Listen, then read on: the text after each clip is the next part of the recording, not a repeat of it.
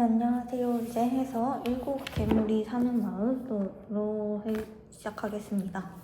해가지고 이 일곱 괴물이 사는 마음은 우리가 흔히 아는 칠대 제약을 이 뇌의 작용으로서 설명을 하거나 아니면 약물이나 뇌 손상으로 인해 일어난 변화에 의해서 생겨나는 그러한 충동적인 행동과 관련을 해서 이 칠대 제약을 과학적으로 설명하는 책입니다. 해가지고 이 책은 1장부터 7장까지 분노, 식탐,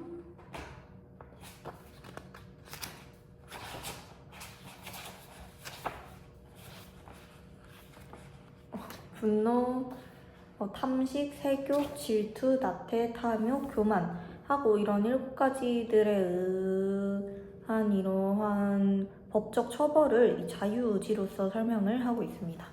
해가지고 이제 1장부터 보게 되면은 1장에서는 이 분노를 감정으로서 이렇게 정의를 하면서 이 분노에 의해서 이 나타나는 공격성, 즉 행동의 그러한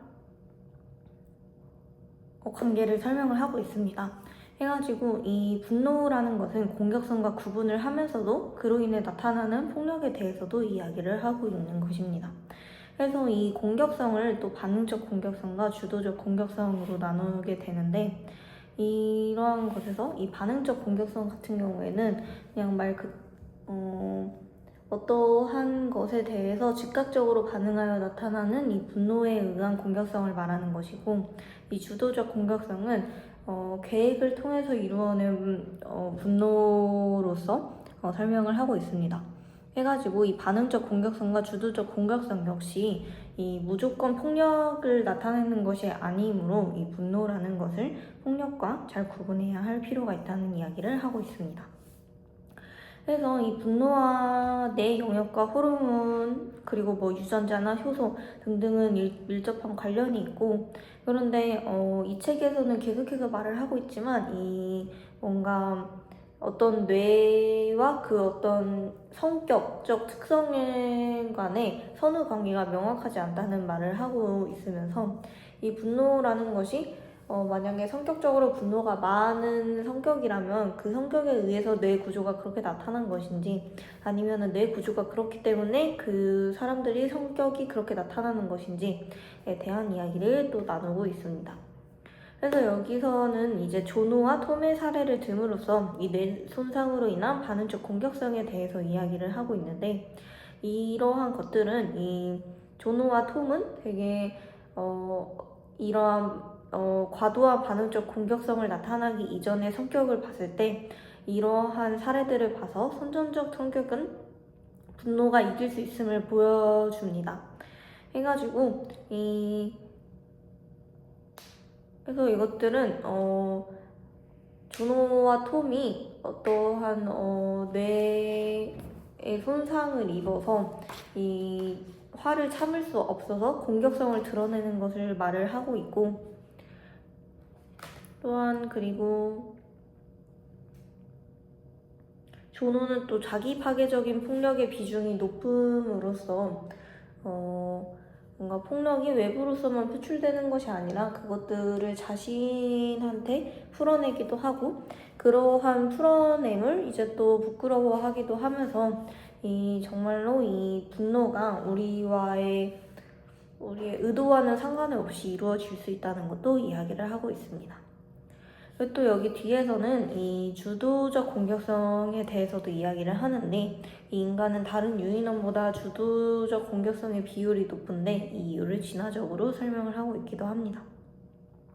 근데 그럼에도 이 분노라는 것이 나쁜 측면만이 있는 공격성 측면에서 나쁜 것만은 아닌데 이런 긍정적인 것으로는 무언가를 추구하고 어떤 것을 지키기 위해 방어를 하고 의욕을 낼 수 있다는 점에서 이 화도 긍정적인 면이 있다는 이야기로 끝을 내고 있습니다. 이 2장에서는 탐식에 대해서 이야기를 하는데 우리는 흔히 이 비만과 관련을 해서 이 탐식이 흔히 게으름과 도덕적 실패, 자제력 부족으로서 받아들이게 되는데 이것은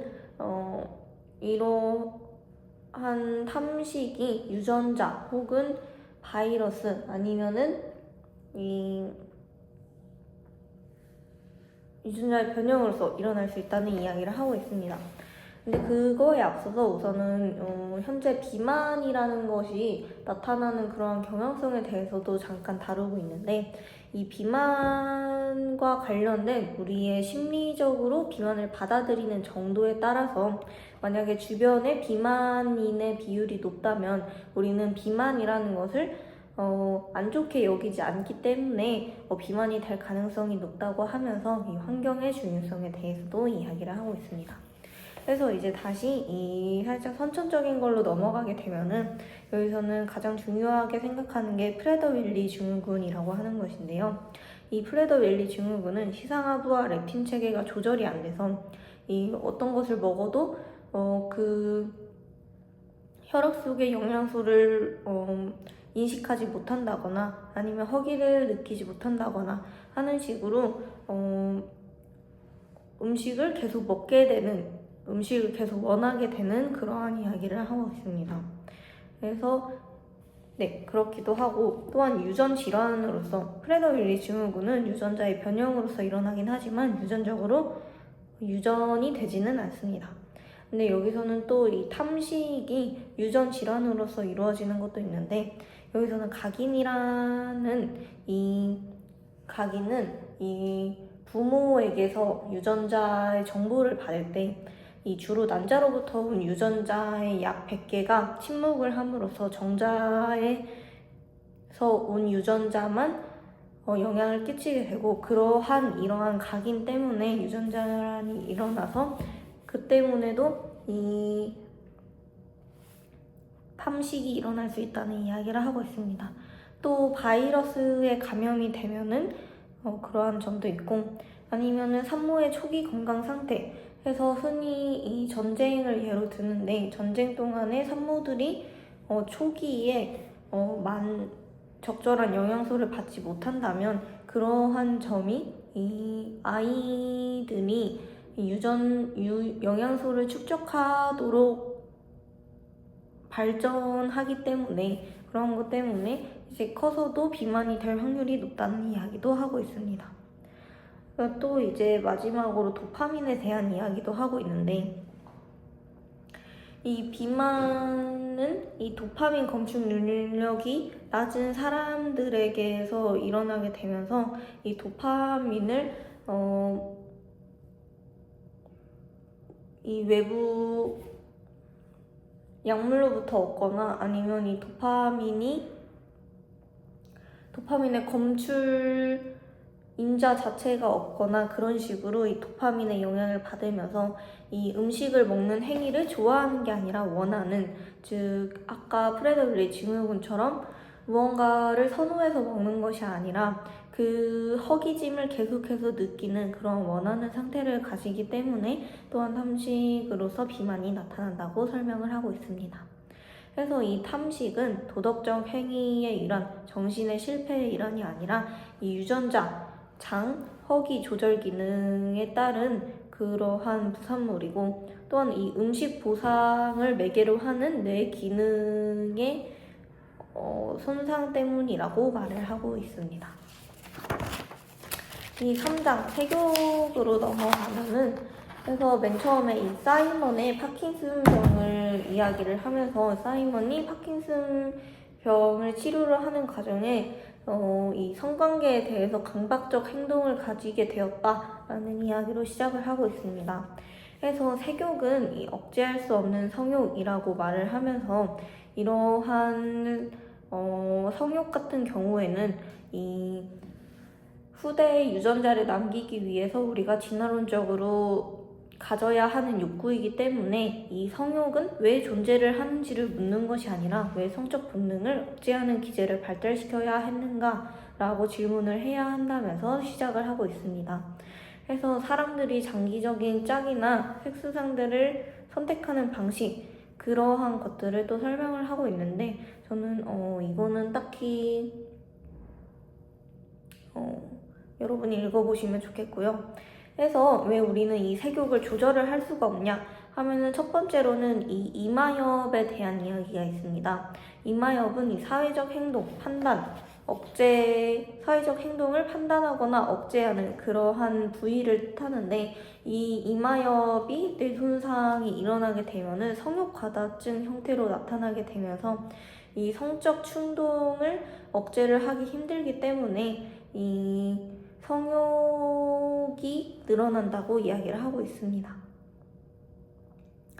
이 성적 충동에 신경생물학적 근원은 없다고 나와 있는데, 이것은 또한 시사나부 등도 영향을 받기 때문이라고 이야기를 하고 있습니다.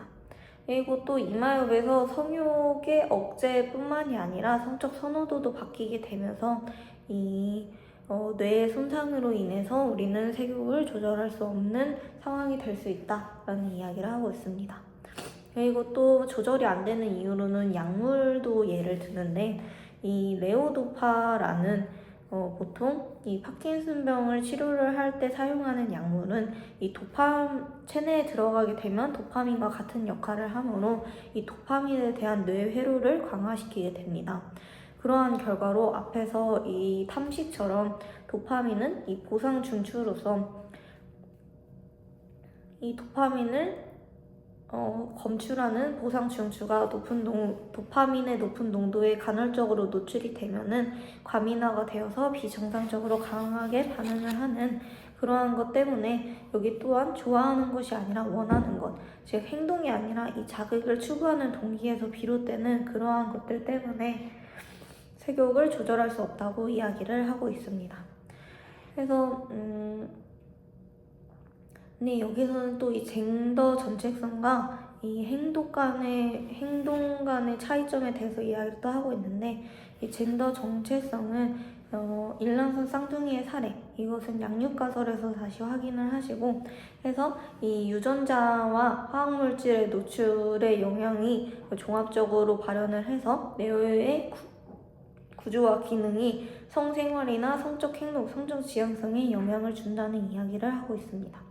또 이 충동적 행동과 강박 행동의 차이를 두면서 이 강박 행동은 충동적 행동과는 다르게 이 쾌락이나 보상이 없기 때문에 그러한 점에서 다르다고 보고 있습니다. 그래서 이 사이먼은 이 강박적 행동으로서 쾌락과 보상을 느끼지 못하면서도 이 뇌 손상, 이 약물과 뇌 손상의 종합으로서 이 색욕을 조절할 수 없게 되었다는 이야기를 하고 있습니다. 이제 질투로 넘어가서 이 4장을 보겠습니다. 그래서 여기서는 이 느슨한 정의라고 말을 하면서 질투를 더 나은 자질, 소유, 성취를 바라거나 누군가가 그것을 빼앗기는 것을 보고 싶은 욕망이라고 하고 있습니다. 그래서 양성 이 질투를 두 가지로 나눌 수 있는데, 양성 질투 같은 경우에는 상대의 자질을 바라는 것이고, 악성 질투 같은 것은 그것을 빼앗고 싶은 것으로서 양성 질투와는 다르게 악성 질투는 적대감이나 불쾌감을 수반한다고 이야기를 합니다. 그래서 이 질투의 조금 더 심화된 버전으로 시샘에 대해서도 이야기를 하는데, 이 자신의 물건이나 사람을 빼앗아갈지도 모른다는 위협을 느끼는 것을 시샘이라고 하면서 여기 4장에서는 질투보다는 시샘 쪽을 조금 더 죄악으로 여기는 서술을 하고 있는 것 같습니다. 그래서 이 질투 또한 이 생존의 원동력이 되어서 우리 인간 생활에 필요하다는 이야기는 계속해서 하고 있습니다.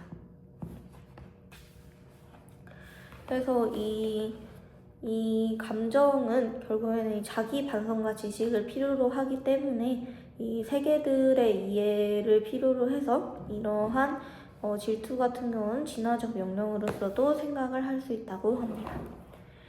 근데 그러면은 이러한 질투는 되게 진화적으로 설명을 할 수 있는 그런 감정인데, 정상인과 환자는 어떻게 분류를 하냐 하면은 질투는 의학적 문제가 아니다. 그래서 이 인격 장애로서 생각을 하지 않기 때문에 정신질환도 아니다 라는 이야기를 하고 있습니다. 그런데 이제 이 인격 장애로서 분류가 되는 질투의 심한 버전이 뭐냐 하면은 나르시시스트랑 시샘으로 생기는 과대망상 장애에 대해서 이야기를 합니다. 그래서 나르시시스트는 취약형과 과대형으로 나뉘면서 이 자신을 생각을 하는 관점을 다르게 보는 걸로 이 두 가지를 나누고 있습니다. 그래서 이 자신을 높임으로써 질투를 할 수 없겠다고 생각을 할 수도 있지만 이 질투를 할 수 있다는 점도 있고요. 이 나르시시스트 같은 경우에는 되게